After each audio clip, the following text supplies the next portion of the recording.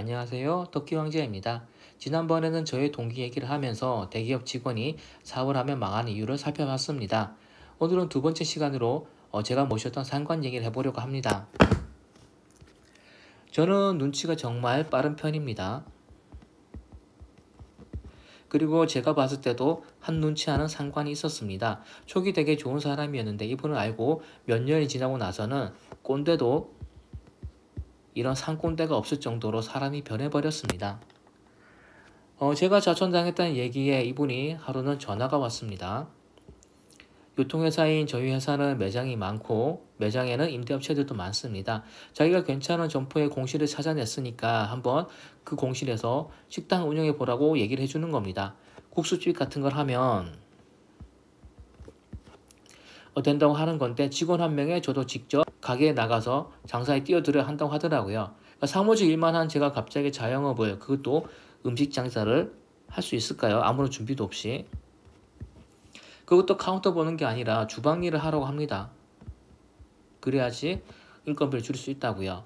웃긴 건 이렇게 얘기해주는 조건이 자기도 투자를 하겠다는 겁니다. 그런데 자기는 그냥 돈만 넣겠다고 하는 거죠. 바꿔 말하면 자기는 사업자금 조금 될 테니까 일은 제가 다 하고 수익은 반띵을 하자는 겁니다.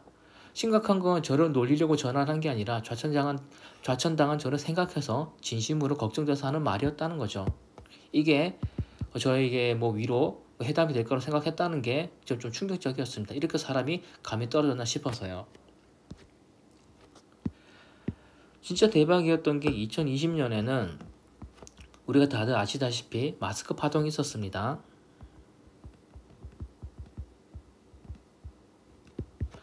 도매로 때우면 하나에 몇백 원 안 하던 마스크가 KF94 같은 건 개당 거의 10,000원까지 올라갔습니다.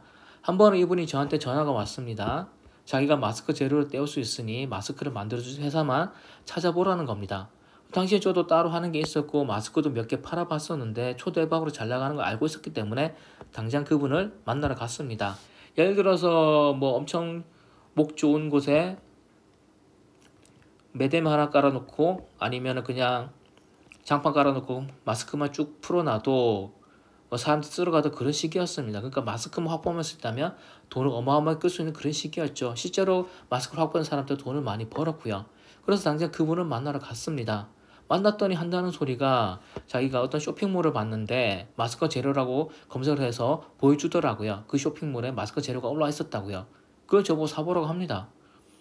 그러니까 대기업 유통회사에 다니면서 20년 차인 사람이 그리고 온갖 주요 부서 다 돌아다닌 분의 전화를 해서 엄청 기쁜 마음에 찾아갔던 건데 와 그런 짬밥이라면 이런 상황에서도 어떤 마스크 재료 같은 거 구해낼 수 있구나 그런 생각으로 저는 찾아갔던 건데 기껏 한다는 소리가 그러니까 11번가나 쿠팡 같은 걸 보면서 그냥 마스크 재료를 검색해서 그걸 보여주는 겁니다. 자기가 접선해본 것도 아니고 그냥 검색해서 나온 거 보여주면서 저보고 그걸 사보라고 합니다. 그러면서 덧붙이는 게 그 업체에 전화를 해서 내고를 치라고 합니다. 그 가격을 사라는 것도 아니고 할인해 줄 수 있는지 내고를 치라고 합니다. 다짜고짜 저한테. 그러니까 시장에 가서 가격 합산하는 것도 아니고 누가 쇼핑몰에 올라온 걸 보고 그 물건을 싸게 사겠다고 가격 내고를 하겠습니까? 더군다나 저보고는 자기는 재료를 찾았기 때문에 자기는 재료를 찾아줬으니 만들어줄 공장을 저보고 알아보라고 합니다. 그러면서 수익을 또 반띵하자고 하는 거고요. 결국 인터넷 쇼핑몰을 보다가 마스크 재료를 발견해서 저한테 나머지는 다 알아서 하는 거였습니다. 당시에는 마스크 파동이 있었고 마스크 공장이 풀로 돌아가도 도저히 물량을 못 맞추는 시기였죠. 그래서 어쩔 수 없이 그 업체도 재료만 판다고 쇼핑몰에 올린 걸 겁니다. 저는 인간적인 실망을 했습니다. 아니 어떻게 이 정도 수준의 사람이 요직에 있었던 걸까? 그러니까 회사가 돌아갈 리가 있을까라는 생각을 했던 거죠.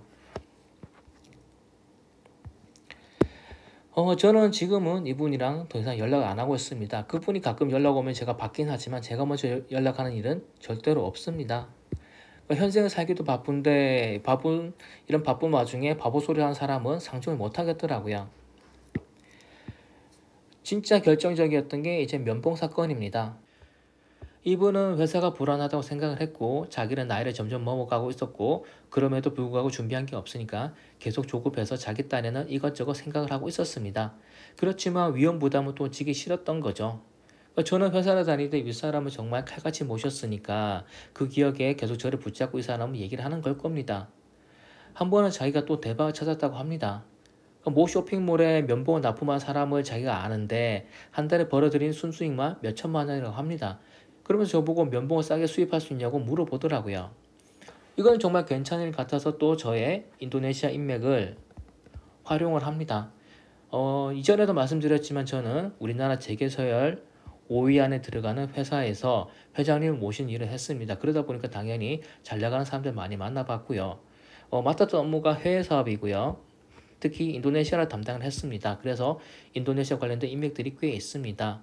그러니까 뭐 주인이 한국 대사를 하셨던 분이나 국정원 해외 지부에서 일하신 분들도 알고 있고 그중에 최고의 인맥은 그러니까 청와대에도 들어가는 저랑 동갑내기 친구가 있습니다. 그러니까 이 친구 같은 경우는 현대차나 기아차 같은 곳에 임원도 쩌쩌면은 그런 영향력이 있는 친구였고요.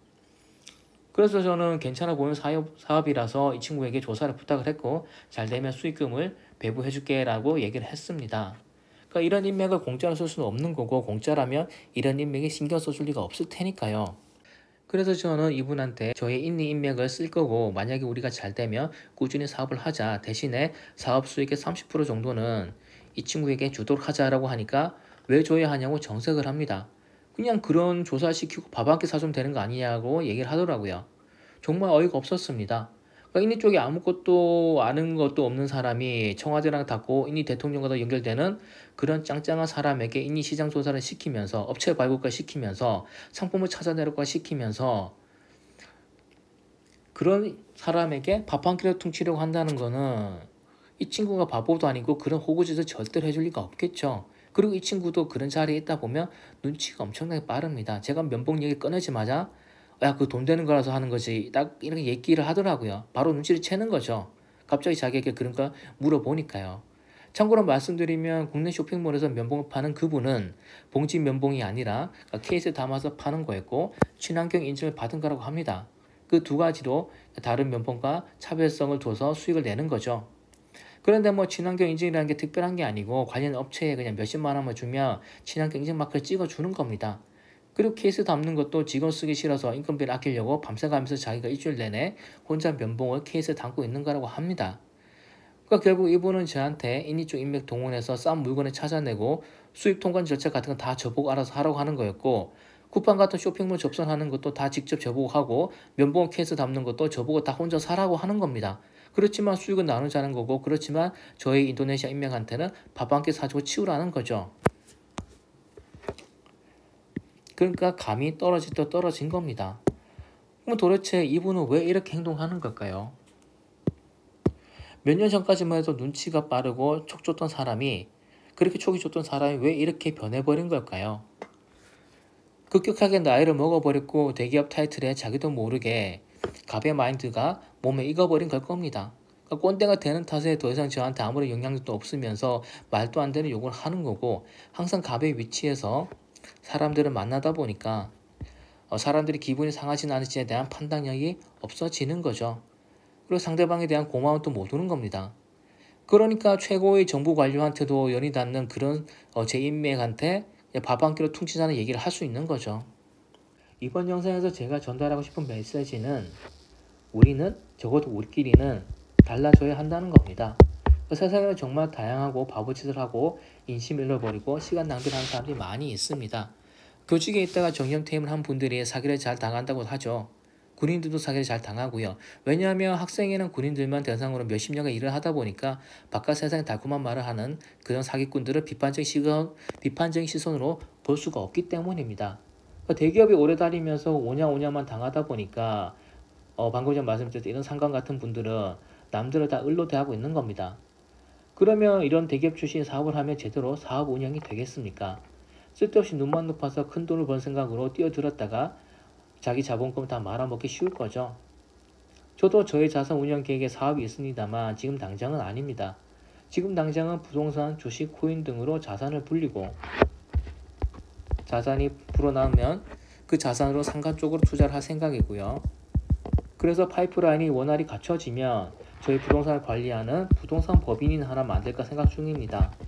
그러면서 직접 법인을 운영해보고 실전성이 쌓이면 그때까지 확립된 파이프라인, 그때까지 불린 자산을 가지고 그때서야 비로소 제대로 된 사업을 시작해볼 생각입니다. 빨라도 5년을 더 있다가 시작할 일이죠. 혹시라도 사업을 생각하신다면 두 가지를 체크하시기 바랍니다. 정말로 자기가 사업을 할 만한 인맥이 갖춰져 있는지, 아니면 끝까지 버틸 수 있는 자본금 갖추고 있는지, 아니면 두 번째로 차선책으로 밑바닥부터 직접 버티고 쌓아 올려 나갈 생명력과 실전성이 있는지. 만약에 첫 번째, 두 번째 둘 다 아무것도 없다면 지금은 사업을 하실 때가 아닌 겁니다. 좋은 아이디어, 좋은 아이템은 그 다음 단계에서 생각할 일이고요. 이상으로 저는 대기업 직원이 사업을 하면 망하는 두 가지 사례에 대해서 해봤고요. 다음에 이제 제가 사업을 직접 하다가 접은 얘기, 또는 제가 사업을 하다가 고민해본 아이디어 같은 걸 공유하는 영상을 들고 찾아오겠습니다. 그러면 더 좋은 영상으로 그때 다시 뵙겠습니다. 감사합니다.